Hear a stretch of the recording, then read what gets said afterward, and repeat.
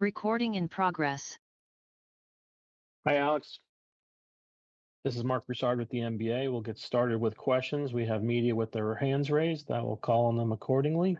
Marta, next question or first question. Hi, Alex. This is Marta Kiszko from Poland.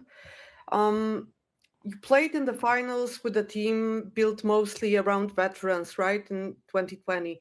Now you're a veteran yourself on a young team that made it to the finals.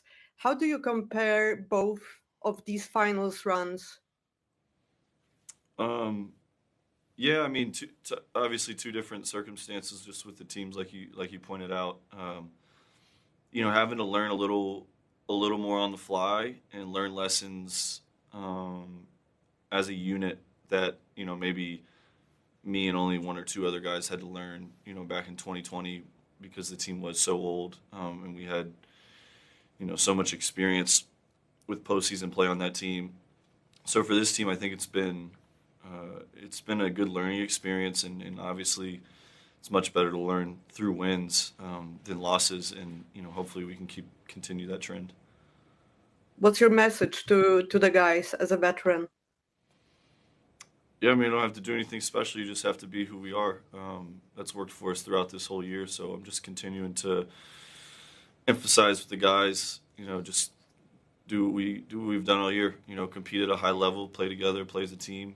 When we do that, we're pretty good. Thank you. Next question is from Len with Open Court. Hey, Alex, Len Merle, Open Court Basketball.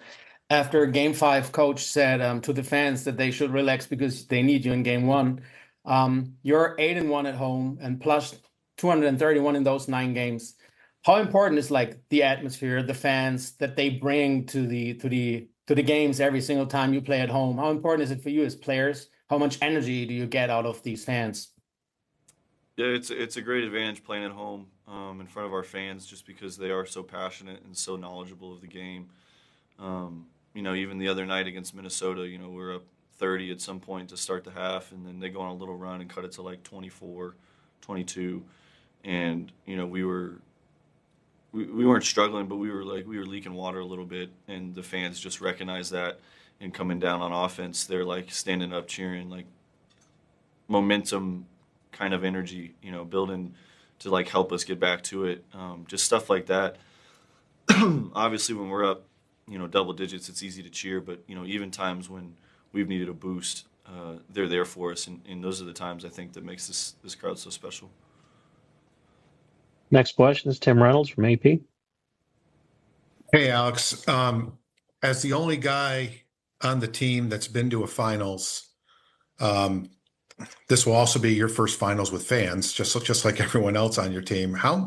When you look back at the bubble finals, just how it was obviously unusual, and I can say that because I was in there too, but how did you feel cheated out of the full experience? Did it feel in any way like what you thought a finals would feel like? How do you reflect on what 2020 was like for you?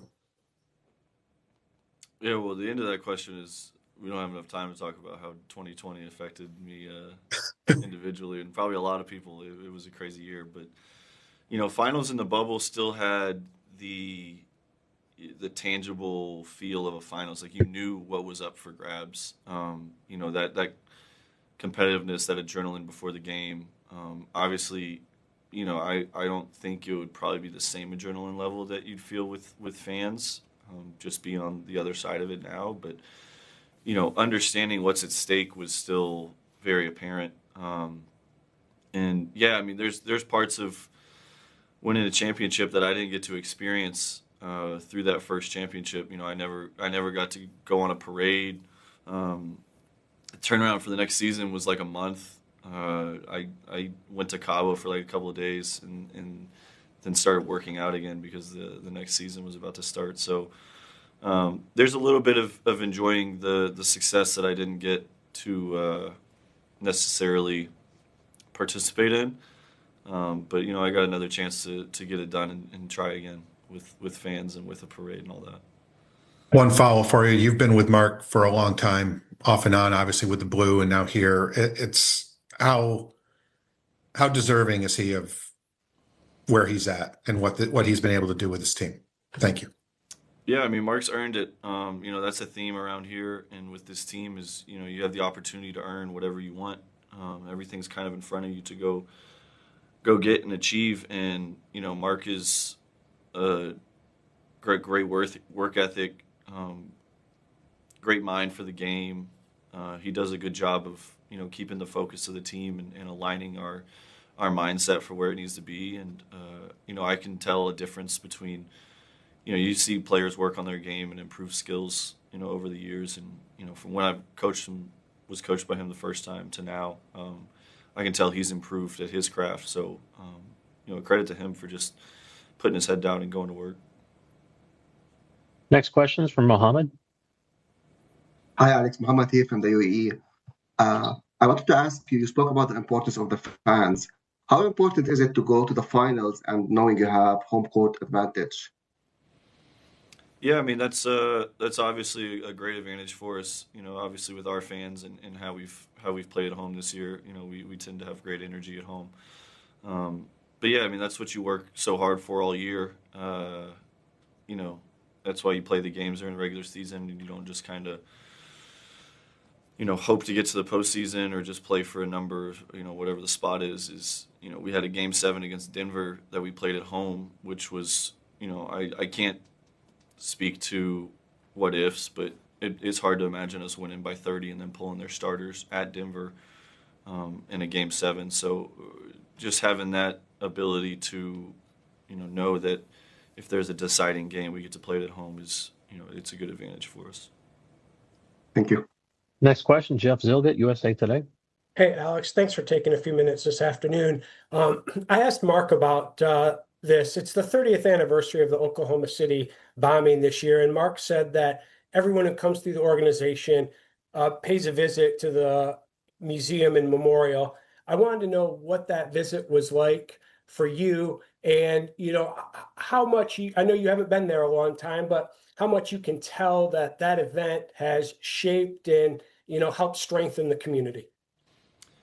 Yeah, I mean, I went 9 years ago when I was in Exhibit 10, and then I played on the G League team. So like that should give you an idea of, how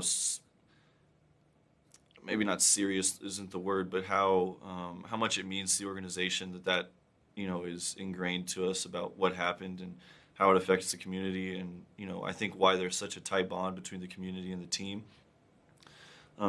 Obviously, something like that you hope to never happen, and after it does, you just have so much empathy and sympathy for people that went through it and have to live with the consequences of that. But like I said, I think the cool thing about the organization is no matter how big, small, what your role is on the team, you make a trip out there just to learn about the history of it and how it did impact the community and understand why the relationship is so tight between this team and the organization and the community. Thank you, Alex. Excuse me. Next question is from Naveen. Hi, yes, thank you. Hi, Alex. Good luck in advance for the NBA Finals. You got to spend some time with some great players over the years, like LeBron and AD, obviously, when you won the championship with them. And now you get to spend time with guys like Jalen and SGA. What are some of the similarities that you saw in LeBron and AD that you kind of see in your all-star teammates now that made you realize right away that these guys were special basketball players? Thank you.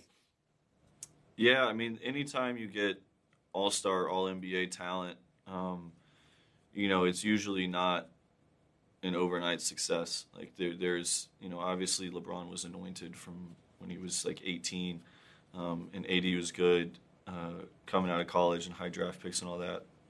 But even with those guys in their career paths, like there's a certain work ethic and there's a certain competitive drive that separates, good players from great players and, all-stars from all-NBA players and MVP candidates to winners. There's always a tangible competitiveness to be great every time that they're on the floor, and obviously the work ethic to go with it is, what separates, like I said, one level from another. And both of those guys on my team now have that, just unbelievable talent mixed with really, really strong competitive drive to be their best and to be better than they were the day before. And then work ethic to go with it. Next question is from Jim Conlon. Hi, Alex. Jim Conlon here from RCB Radio Sport Ireland. Alex, you're renowned for your passing ability and your ability to make key assists in key games. I'm wondering, what's it like to be on the floor and have that 1-2 punch combination when we're playing with Shea, whose ability to drive and kick out in terms of spacing on the floor and being able to go over the top and deliver into the post to Chet as well. How is that like as a playmaker in terms of passing, making assists when you have that 1-2 punch to play off?